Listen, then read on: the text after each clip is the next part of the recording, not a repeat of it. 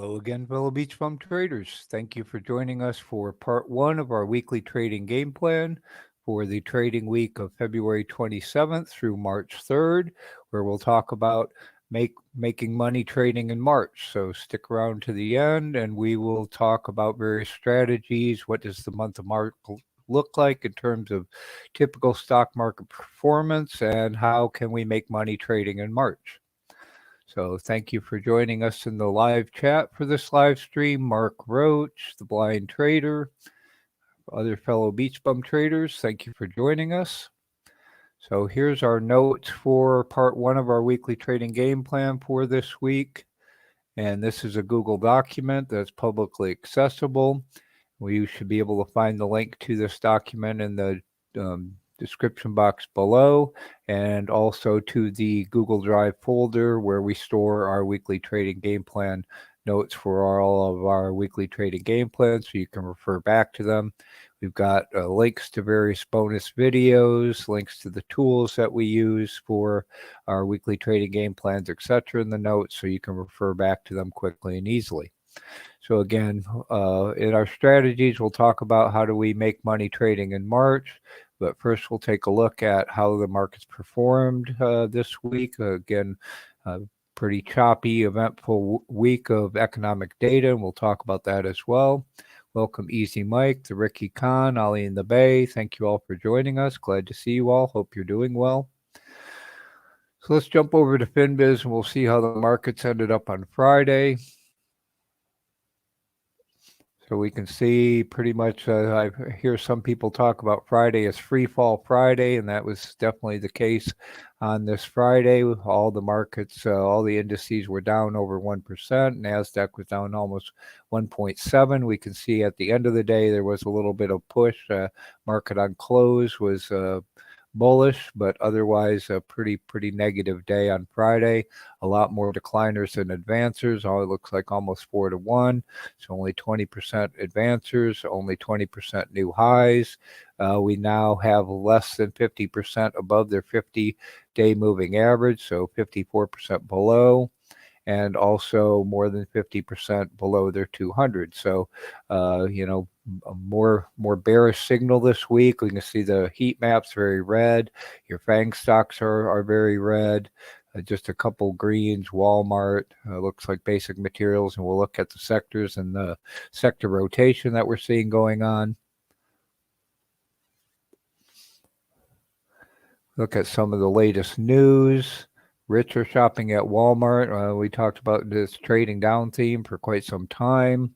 We talked about a recession, high inflation, etc. Again, you saw this trading down in the Walmart's earnings. We do have some retailers. I think Target reports this week, and Target is a mid-tier. So as we've talked about before, I don't expect Target to do well. They also had inventory issues in the past. So worst week of 2023. Although hopefully with our trading strategies, etc., you still were able to make money trading even when it's a bear market, a choppy market, etc. And then, we still have issues with the war and Ukraine. Oil, again, very choppy. Again, my humble opinion, it's been very range bound between 70 and 80. We see it bouncing down off resistance at 80, bouncing up off 75 or 70. And we'll look at that in the futures again as well. Natural gas, and when we get to the futures, we'll see it looks like it made a bounce off of about the $2 area. It was in steep decline. Looks like it made a bounce. Now it's going back up. Now we're at 259 or so. Gold's been declining. It looks like, again, when we look at it in futures, looks like it might test the 1800 level. Silver, also steep decline. We'll see that. And all the futures on the indices are pointing down. The treasuries, again, we're going to see in the economic data, inflation is still hot. The economy is still resilient. So part of the decline in the markets is the fear, although it's just a realization that the Fed's going to hike interest rates. And we've been talking about that. Now they're even talking about a 50 basis point people are concerned about that for March, or 325s, etc. Again, we've been talking about this for quite a long time. Along with that, the higher Treasury yields, we also saw a strengthening dollar. So again, that hit the dollar-denominated commodities as well. And again, we'll see all that in the futures.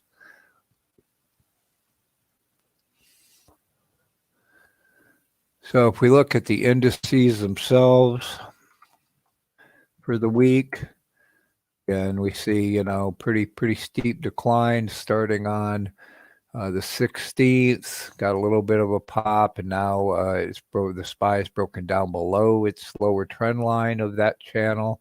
It's now below its 50-day moving average. So again, very bearish signals. It made one higher high, failed to break through that trend line. You can see the resistance on that trend line. It's pretty stiff. Zoom up to the weekly. So again, now we see it kind of breached its 50-week moving average. We've got some support from the 20-week moving average, but definitely a decline there. Look at the Qs, the NASDAQ. And very similar, although it did, go below its 50-week moving average. Still got some room above the 20.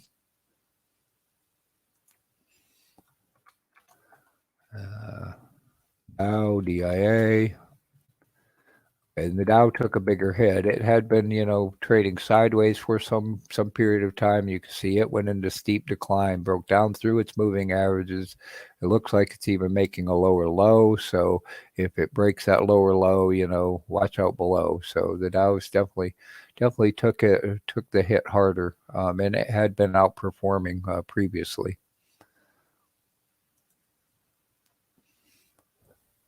So it looks like it's sitting at the 50-week moving average. So again, if it breaks down below that, it's below the 20. So we'll see.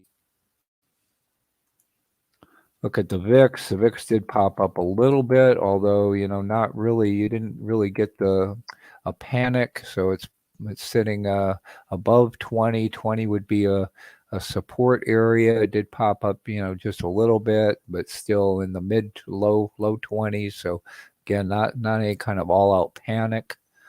Let's see what the VIX is sitting at right now. Sitting at 2167 right now. So we'll look at the futures and see what it looks like going forward. So again, all the economic data we kind of expected with the long holiday weekend, and then the economic data we expected some increase in volatility, and we got that. But again, not any kind of all-out panic or sign of capitulation. So now we'll look at the groups and the sectors and see what kind of sector rotation we've been seeing. And as Easy Mike says, that's one of the things we talked about last week, these zero DTEs, zero data expiration options, keeping the volatility down. That's a hypothesis. I don't know if anybody's confirmed that's actually true. And I heard someone say that these zero DTE options are not considered in the VIX. But again, in my humble opinion, I think it's stifling volatility. So I'd love to hear somebody, confirm and justify that. Again, just a quick reminder, none of this is financial advice. We're not financial advisors.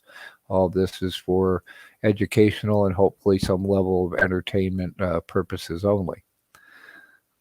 So let me grab a drink and we'll jump over to the groups and the sectors.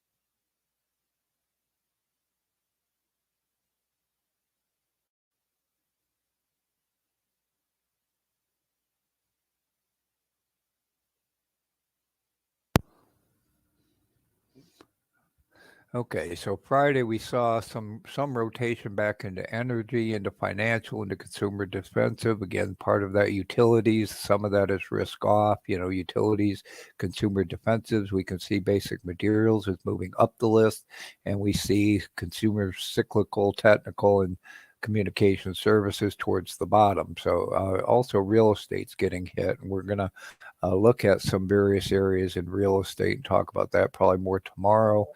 But again, that's what we kind of would expect in a risk-off move. Again, I think basic materials is an opportunity moving up the list. We can, it's been low on the list. We saw, gold, silver got hit, but we've seen palladium got hit. Also, energy rotation back into energy, back into utilities, consumer defensive, healthcare is kind of in the middle. So again, we can see for the month, basic materials was very negative. Energy was pretty negative. So again, in my humble opinion, I think there's some opportunities to see some sector rotation back into energy, back into basic materials because they've been beaten down for the month. For the quarter, again, cyclicals and technologies were run up for the quarter. And again, those are not with increasing interest rates, etc. Those I would expect rotations out of those and into more defensive basic materials, consumer defensives, utilities, and energy. So again, those are sector rotations I would expect to see going forward unless, something changes. But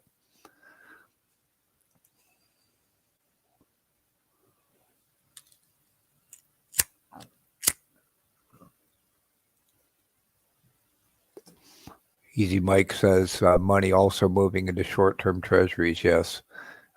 Treasuries in general, and particularly short-term treasuries, I have a very, I can't even remember what they said, the 3-month and 2-year are, I think, over 5% yield right now.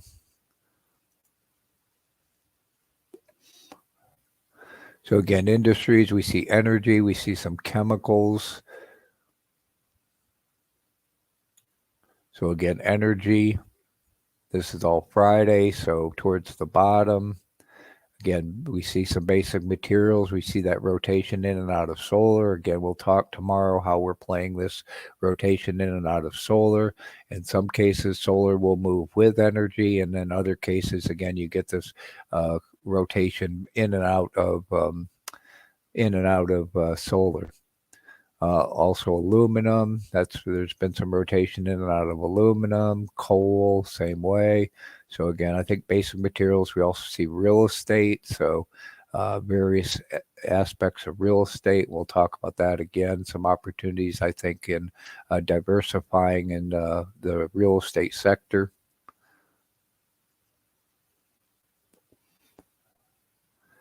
So again, for the month, real estate, here's coal, silver. Silver's really been hammered down. We'll see that in the futures chart, gold. So again, I think other precious metals. So again, I think there's some opportunity, but again, they're also vulnerable to dollar strength, and the dollar's been strengthening. So downward pressure from the dollar. So, watch this rotation. Again, we got sector rotation, then we've got industry rotation, and there's going to be opportunities as this rotation occurs.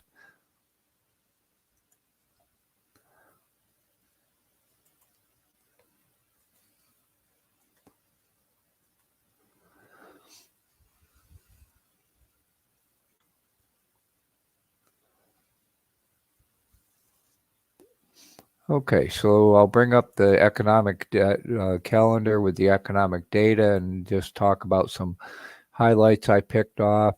Again, the markets were closed for President's Day on Monday, so I hope you all enjoyed your long weekend, got some time to recharge, spend with your family, sharpen your saw, etc. Not much on Tuesday. I think there was services, PMI. I think there was PMI data. We'll look at that in the calendar. Then on Wednesday, everybody was kind of, hyped up a bit with the Fed minutes. I didn't really expect anything new. And really the only thing that was new is they commented that a few members advocated for a 50 basis point rate hike in the past meeting. I think they Bullard and Mester were two of them that actually had interviews and commented that they had advocated for 50 basis points. And then there's another Fed official that they're trying to guess who that was that advocated for 50. So they expect in the March meeting there'll be at least some discussion of 50. Whether they go, the odds are increasing that there might be a 50 basis point. Either way, their interest rates are increasing. Whether they go 25 or 50, they've said the terminal rate's going to be mid fives. Somebody, I think Bullard or someone, said possibly 6. So they're talking mid fives to 6% as a terminal rate. Then Thursday, we got jobless claims data and GDP data, again, caused volatility. Another thing that we talked about last week in preparation for this economic data is you see the algorithms pick off the headlines, make an initial reaction. Then there's some absorption by the market, by retail traders, etc. And so sometimes that initial knee-jerk reaction isn't necessarily the right one. And there were times during the day when, you would expect this data would have been pretty negative, and there were times it looked like they tried to run the markets even despite the negative data. The reason it's negative, you can see jobless claims, both continuing and initial, were less than expected. So that says the job market is strong. We're not at risk of high unemployment right now. GDP data was positive, but less than expected. So there's several pieces of data that I interpreted to show weakening in the economy, but not recessionary yet. So again, the GDP data was less than expected, but still positive. So it's not a recessionary quarter yet. But again, this was fourth quarter, so we're not getting data yet for first quarter. Then again, we got initial jobless claims significantly less than expected and less than previous. So again, the job market's strong. The Fed can be very aggressive, very hawkish, and we're seeing, as we'll see coming up too, that inflation is still high and persistent, sticky problem. Also, as we commented last week, and we're going to see this both in the data and then the futures, the crude oil inventories came out much higher than expected, and yet oil prices really didn't decline significantly. In fact, again, they're up over 75. They'll probably test that 80 again.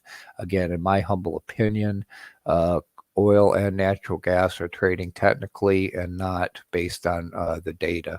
So again, we'll see that in the natural gas data as well. Is I don't see reactions, a significant reaction based on the data. I'm seeing it reactions based much more on the technicals of the charts. Refinery utilization was down significantly. So again, we've got increasing supply, decreasing utilization, and yet. And Russia was talking about cutting their supply as well. And again, prices continue to kind of oscillate 70 to 80, 75, 80, etc. So then Friday, we got this personal consumption data, which is a significant data point that the Fed looks at.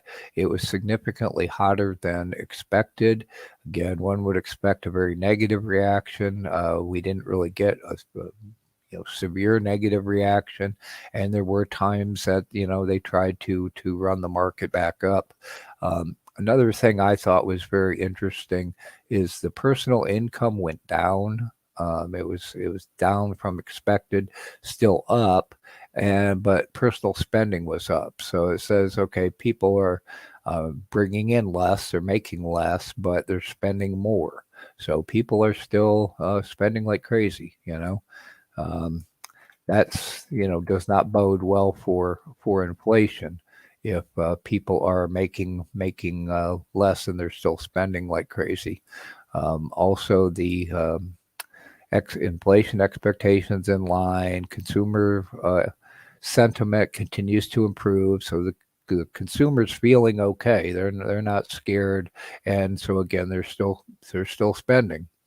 And again, those do not bode well for inflation. And that if the Fed's looking at that data the same way I am, that may make them even more aggressive. Maybe they'll go 50 because of that to try to stifle inflation. They need to kill inflation. That's their primary mandate, along with full employment, and they're not at risk of high unemployment as we're seeing in the jobless data. So again, I would expect them to continue to be hawkish. There are, I believe, several Fed officials talking again next week, and I expect continuing hawkish stance to try to stem inflation. So.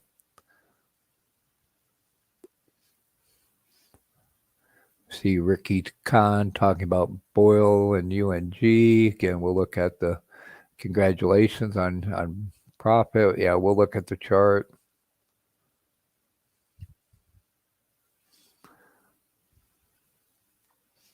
So let me spin through the data from last week, and then we'll look at what's coming up next week. And Monday was the holiday.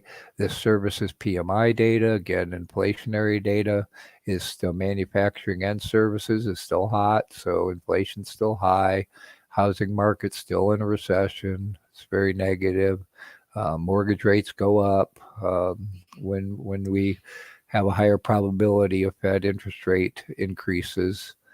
There's the minutes we talked about. Again, there's crude oil stocks way up. We talked about jobless claims and PCE data. I've got natural gas in here somewhere. I think it was 11.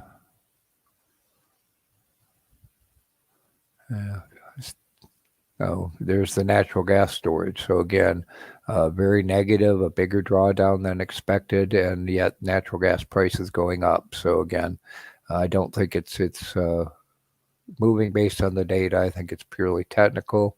We talked about the consumer sentiment data. Oil rig counts going down. So again, less supply, but the price really isn't reacting significantly to that. It's still oscillating.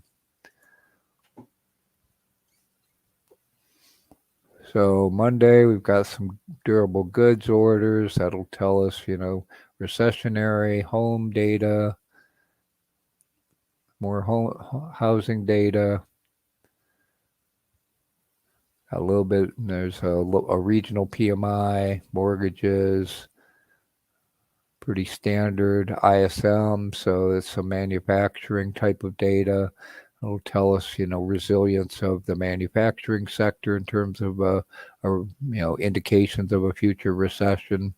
Then Thursday, again, jobless claims. Pretty much expecting the same type of results as last time. And then we've got non-manufacturing ISM. So again, not anything really significant. Again, we've got a number of Fed officials talking throughout the week, and again, that will cause some level of volatility. Again, I would expect more hawkish commentary to try to talk the markets down, stem inflation, etc. So then earnings.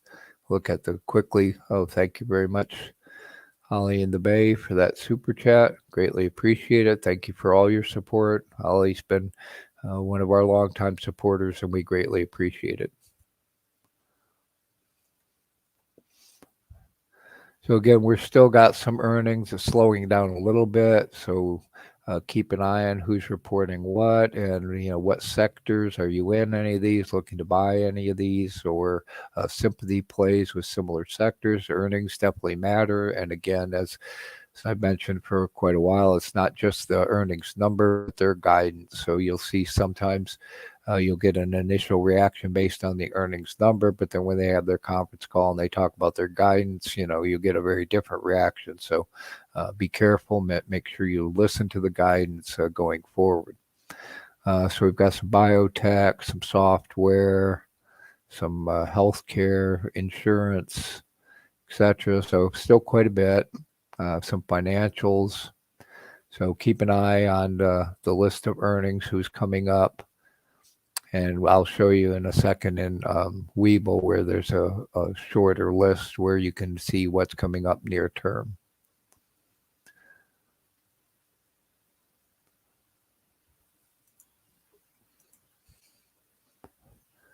So the next FOMC meeting is towards the end of March, March 21, 22. And again, you'll hear, the Fed officials talking, and then the talking heads trying to guess, are they going to go 25, 50? You'll see the probabilities. We had looked at the Fed monitoring tool, and just a reminder in the links section on our homepage, BeachBumTrading.com, bum without the U. You can find the CME Fed Watch tools if you want to monitor the probabilities as they shift. Based on these comments, based on this data, you can see the probability of various rate hikes as the data comes out, and as these Fed officials talk, you'll see how the probabilities shift in that CME Fed Watch tool. Good morning, Born to Be Free. Thank you for joining us. Glad to see you as well. Hope you're doing well. So again, you can see our video on how to make money trading earnings. Look for irrational reactions to earnings. It can present good opportunities, possibly sympathy plays. There will be the assumption that if one stock in a particular sector does well, the assumption may be that others in that same sector will do well, or vice versa poorly. So you can make money trading irrational reactions as well as sympathy plays. Also, just a reminder, we recently added an earnings report channel in our Discord. Our Discord's free to join. You can find, again, I post the economic data in the Surf the Markets channel, and you can also find a feed from Market Watch Economy with articles interpreting that data will be automatically reported in the Surf the Markets channel. And again, you can find an invite to our Discord in the description box below. It's free to join. And then we recently added an earnings report channel with a feed from the earnings news. So it's a separate channel. So you can, if it's too noisy, you can mute it and unmute it when you want. But as earnings come out, they will be reported automatically to the earnings report channel in our Discord. So we hope that helps you keep up on the earnings that are significant to your trading. So now we'll jump over to the market screen in Webull, and I'll show you that earnings calendar there. We'll see again more analysis on how the markets performed last week.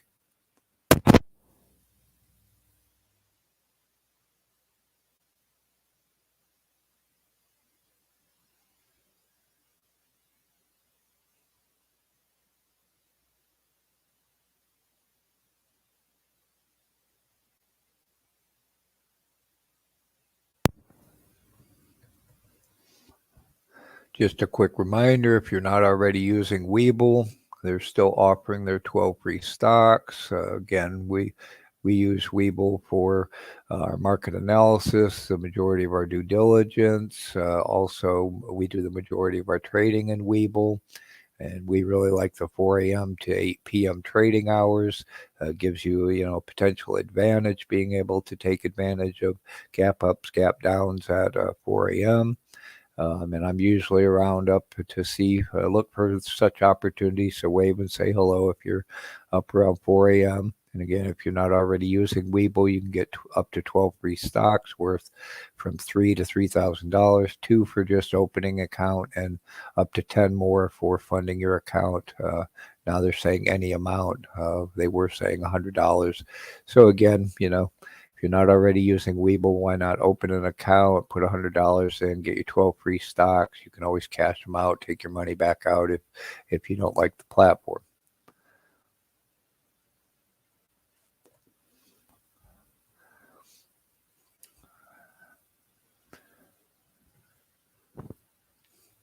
Okay, so here's the market screen on the online browser version of Webull. So let me know, Mark, if the audio's okay. Thank you for letting me know. We can see Friday, we had significantly more decliners than advancers. Looks like about almost 2-1. Most of the decline was small. Most of the large advancers was very small. So again, a lot of decline. Thank you, Boren. And this week we see actually the NASDAQ had less outflow on Friday than the NYSE. So we saw that significant decline in the Dow. So we see this reversed from what we were seeing last week. And now the NASDAQ has less outflow, pretty significant outflow from the NYSE. So that's interesting. That seems to be reversing every couple weeks. So again, possibly a rotation between the markets. Again, you can see the earnings calendar here in the earnings or in the calendar tab in Webull. You just hit earnings. You can also see dividends and splits. But if you want to see a near-term schedule of who's coming up for earnings, I find this a useful place to see that. And we can see if it's during open market, before market open, after market close, see the estimates. So I find that helpful. And let's look at the best performing industries for the week. So government, aerospace, so chemicals, this is showing somewhat negative. Utility, so for the week, they're pretty mixed. Natural gas was actually, negative for the week. Again, we saw that bounce, it was trending down and then bounced back towards the end of the week. So everything else is pretty mixed for the week. Consumer goods was negative. Fintech, negative. Textiles, kind of pretty much negative. Again, utilities for the week was negative. So we're seeing a rotation into utilities towards the end of the week. So there might be some opportunity there. Aerospace and defense is surprisingly, mixed. Slightly negative for the week.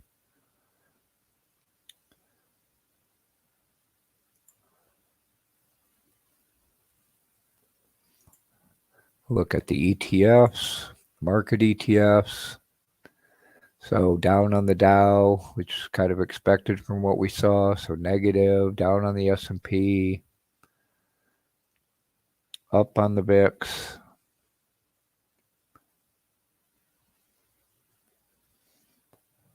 Small cap bear, TZA, SRTY. We've been watching both of those, and we'll talk about those again tomorrow. So down on the Russell. And it looks like down on China, down on Europe. Industries look mostly negative, except energy, basic materials a little positive. Within basic materials, what do we got? Just basic materials. Materials are pretty broad. Consumer defensive was negative. That's a little surprising. Real estate negative. Financials mixed.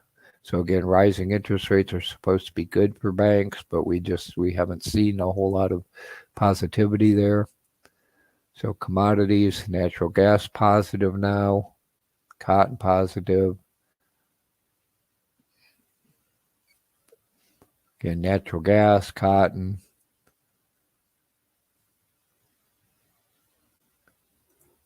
And bonds, probably short term, 7 to 10s, 3 to 7s. So again, your shorter term, 0 to 5. So again, the shorter end of the curve, we've still got a very inverted yield curve. And the shorter end of the curve is is more attractive right now.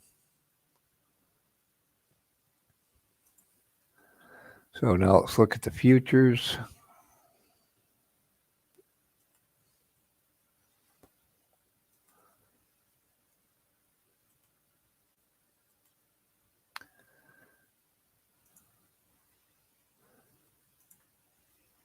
So again, we see that pretty steep decline in the Dow, decline in the S&P. So again, it's, the bottom is significantly lower in that 30, 39 area. NASDAQ, It hasn't quite tested its previous bottom yet, very negative. Europe had a, severe negative down. Russell down, looks like it's breaking below its previous low. It's got significant downside.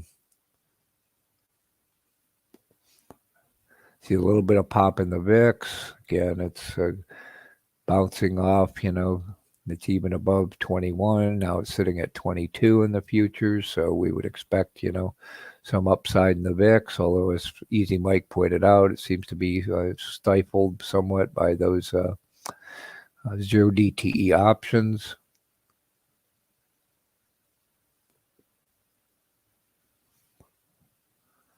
So again, we see oil is just kind of oscillating. It's 70 to just above 80, 75 to 80. 80 is a significant resistance. 70 is a support. 75 is a support.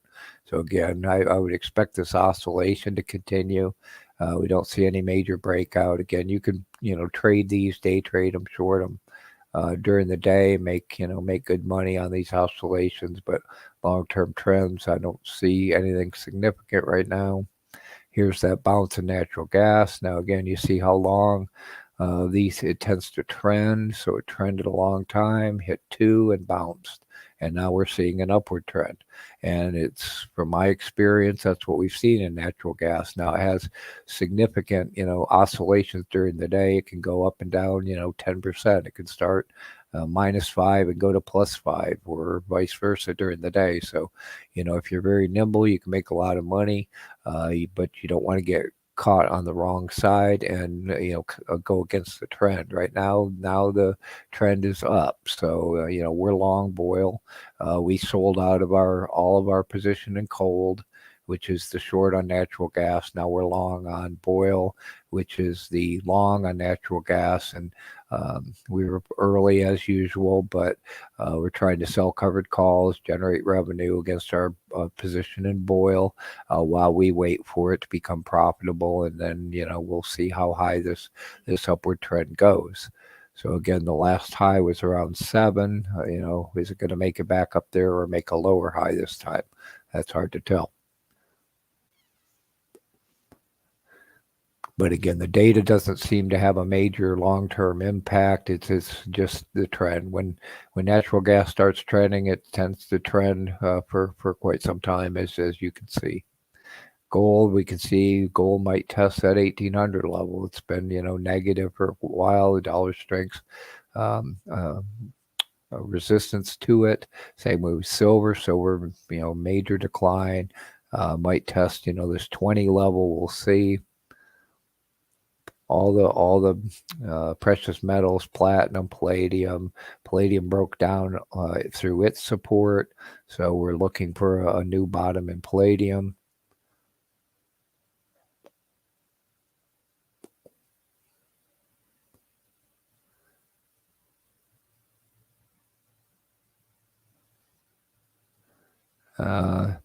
Yeah, I see your comment, but they've committed to replenish the strategic petroleum somewhere between 70 75. Now, they actually just released more from the strategic petroleum reserve to try to keep the price down when it went up to around 80, which I was a little surprised. So at some point they're going to have to replenish it. They've said 70 to 75.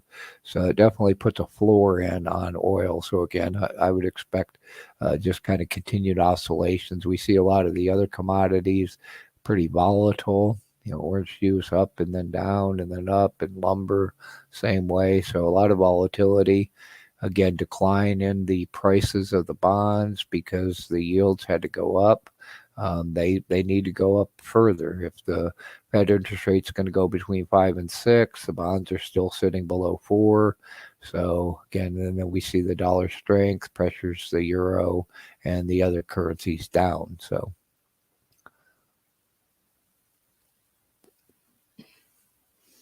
welcome, Walter Lyons. Glad to see you as well. Thank you for joining us. So let's talk about other trends, strategies. How do we make money trading in March? So First, I want to look at how does March perform typically, and this link is in the notes, so you can jump directly to this chart that shows the months in Investopedia. So we can see we looked at February previously, and we saw February tends to be positive, but down from January. The January effect, January barometer we've talked about, and we got a positive January, February up till now. Yeah, it's been down from January. We'll have to see, and we'll look at the end results and probably next week as to how did February actually perform this year.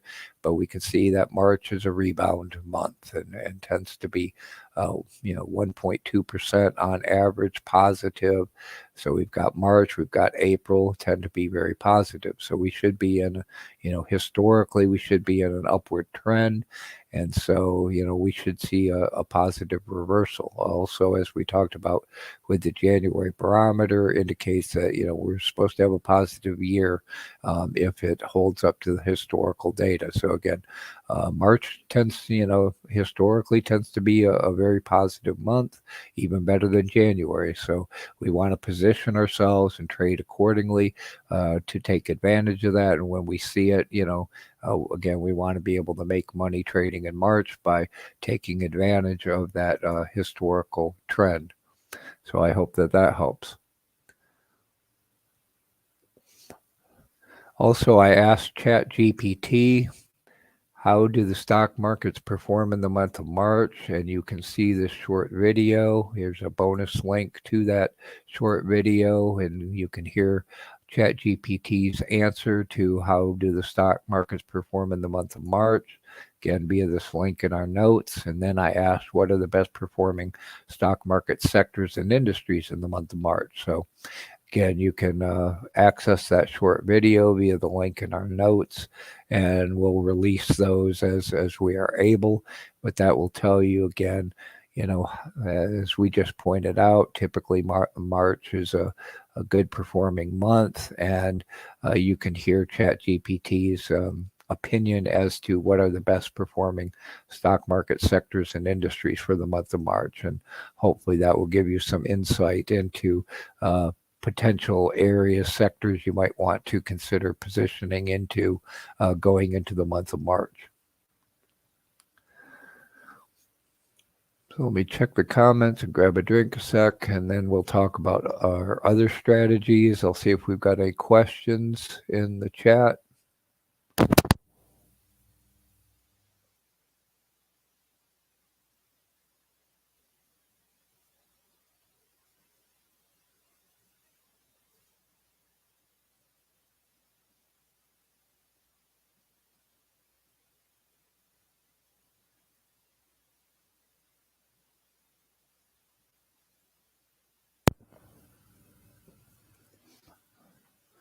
Okay, so for several weeks we've been talking about this theme, the AI theme, the artificial intelligence theme. Still seems to be relatively hot. Still a lot of talk on the news, etc., about ChatGPT and other areas. Everybody's going into it.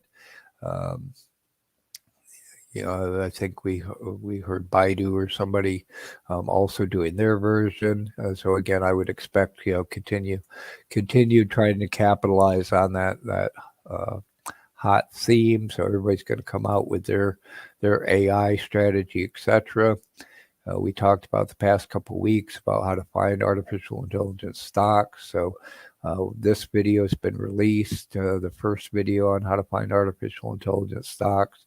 The second one is under construction, but you can listen to and view that video where we actually went through and identified a list of individual stocks. The first one, we looked at ETFs covering that theme, and the second one, we identified individual stocks. So again, you can see that video via the bonus link in the notes.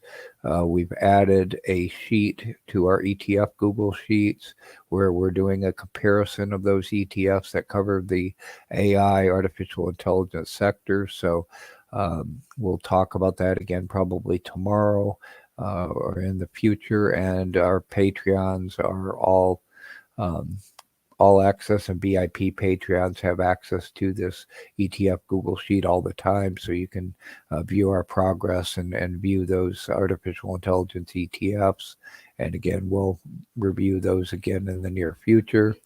Also, I'll leave this article or the link to this article that we've shared for a couple weeks on how to, our 20 AI stocks that the analysts expect to outperform over the next year. And also, we've talked about, be careful with the hype. I don't know if we're past peak hype on ChatGPT or not, but we're definitely, at the top of the Gartner hype cycle. And you notice in the Gartner hype cycle that the next stage is falling into the trough of disillusionment. Also, understand the technology adoption curve. Is this finally where this technology is going to cross the chasm, or is it going to stagnate at that chasm level?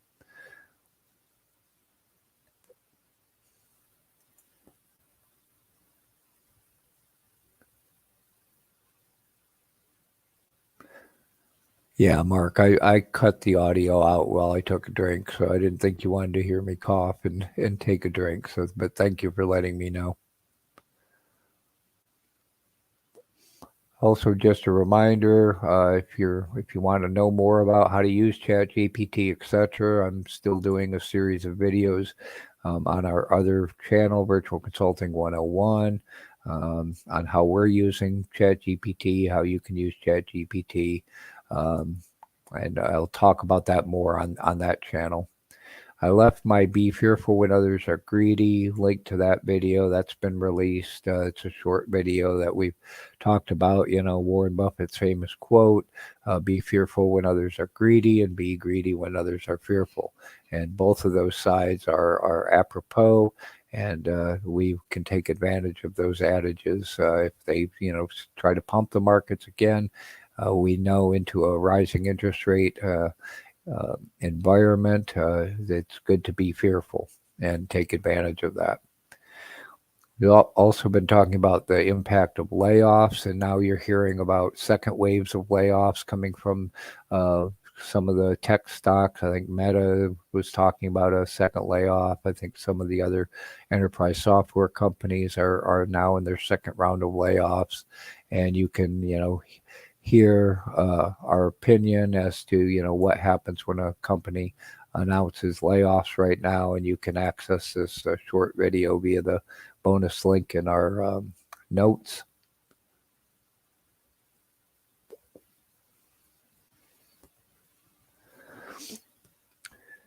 So our other major strategies right now, as we saw the markets, mostly choppy. Again, if you're a day trader and trend, momentum, breakout type trader, there's always opportunities during the day. I know some of our BeachBum traders are very good, very nimble, and make good money even in the choppy market.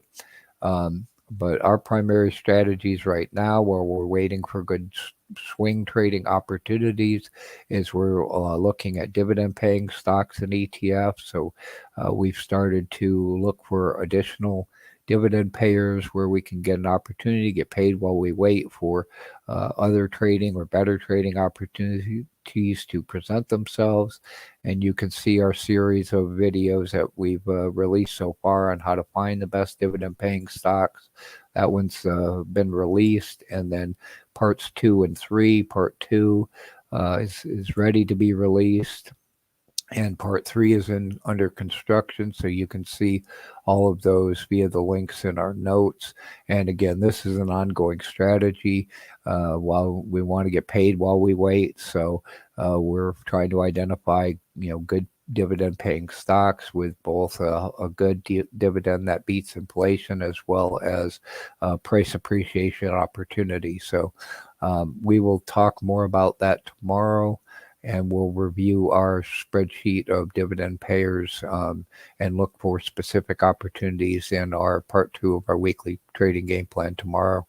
Again, in part 2, we always look at individual stocks to put on our watch list, in our bullpen, etc., on our shopping list. And so we'll look at individual dividend payers that we're looking at for next week tomorrow.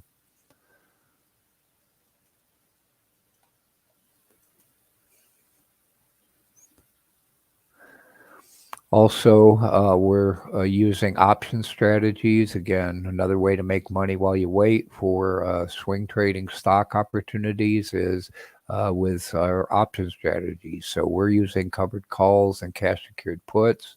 Um, as the majority of our trading is done in retirement accounts, and one of these days I need to do a video on why are we doing most of our trading in retirement accounts. Bottom line is I don't have to pay capital gains tax on my gains if I'm doing these in a retirement account. Now there's some, restrictions, like I have to do cash secured puts in a retirement account, and I can't do naked puts, and I can't, I don't know if I can even buy an uncovered call, but I'd prefer to have it covered to minimize the risk. And we're looking at, we've been researching the wheel strategy. We've got 2 videos out now that explain the wheel strategy and how you can use the wheel strategy to essentially self-generate dividends via this strategy of selling covered calls against a position. So you can see those videos on what is the wheel strategy, how can you use the wheel strategy to make money, again, while you wait for other opportunities. And again, we'll be looking at our puts, ROIC, return on invested capital, Google Sheet tomorrow, where we're trying to identify individual stocks against which we want to sell cash secured put options. And the ones that will review trades where we have actually sold cash secured put options. And again, another way to generate additional income, generate your own kind of dividends while you wait for other swing trading type opportunities. So again, all kinds of different ways to make money in any kind of market. So whatever fits your situation, your style, your personality, all kinds of ways that you can make money trading. And again, that's one of our primary messages is there's ways to make money trading in any kind of market, bull market, bear market, choppy range bound market, whatever. So if anyone has any last minute questions, somebody earlier, and I'll bring this chart up. I think somebody asked about an individual stock. Normally, I prefer to look at individual stocks in part 2, but I believe this is the one somebody asked for, to look at a chart. So maybe you all can confirm, or if you were asking about that. So, okay, Troika Media, big money loser, huge debt, looks, swung up. It's a low penny stock. So again, if you're, into day trading, momentum trading, etc., but I wouldn't get stuck with it. It's huge debt. I would expect too, if they given a risk of a reverse split, because it's such a low price, heavy resistance at 60. So again, very short term, high risk. I wouldn't get stuck with it. It's, already kind of, made some moves. So be careful with things like that. If it does really pop, yeah, you can make some money if you're very nimble. But I would expect them to, they announce a reverse split, drop an offering. You could see they've got some difference between their float, their shares outstanding. So they're probably primed to drop an offering. So if they get a pop, that's what I would expect. And it's an advertising company. Again, very negative sentiment on digital advertising right now. So not something I would be interested in.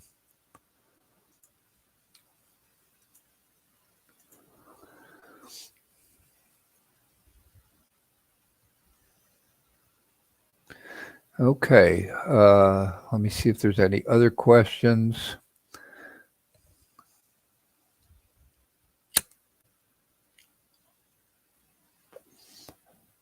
Otherwise, we have a poll about an automated feed for dividend hikes from this Twitter account. I saw we did get a few positive votes, not a whole lot, but please vote in the poll and also reply to the polls. We've got one in Discord, on our community tab, on our YouTube channel, also in Facebook, whichever your preferred um, environment is. You can vote on the poll, and again, let us know if you'd prefer this in one of our existing channels in our Discord or in a separate, what do you want to call it, dividends or something channel in our Discord. Again, our Discord is free to join.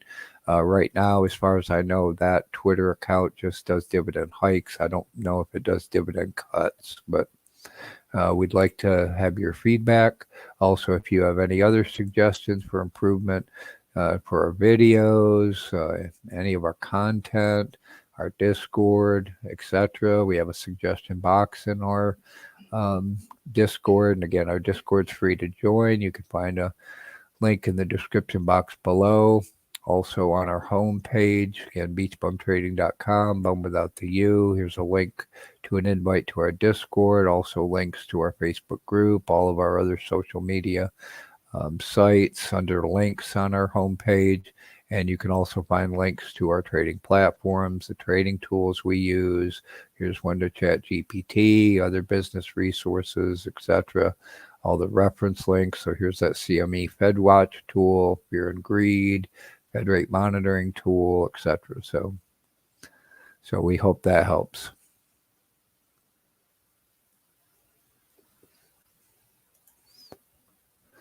Okay, I don't see any other immediate questions. If you have additional questions, again, you put them in the comments to the video, ask us in our Discord. Please tag us in the Discord so I get notified and can respond appropriately. So you can see, just tag us BeachBum Trading in the Discord. You can ask in the Facebook group, or again, you can contact us via any of our social media sites as well. So thank you again for joining us for part one. I hope you all will come back 10 a.m. Eastern time tomorrow for part two, where we'll select our individual stocks to put in our watch list and our bullpen and our shopping list. Again, we'll talk more detail about our dividend strategy, our option strategy, and we'll look at individual dividend payers and potential options to sell puts against. We'll review our Google Sheets and talk about what do we want to look at possibly trading for next week, the February 27th through March 3rd. And we'll again talk about how are we going to make money trading in March. So we hope this all helps. You have a great rest of your Saturday. And again, we hope we'll see you back 10 a.m. tomorrow for part two. Thank you. Have a great day.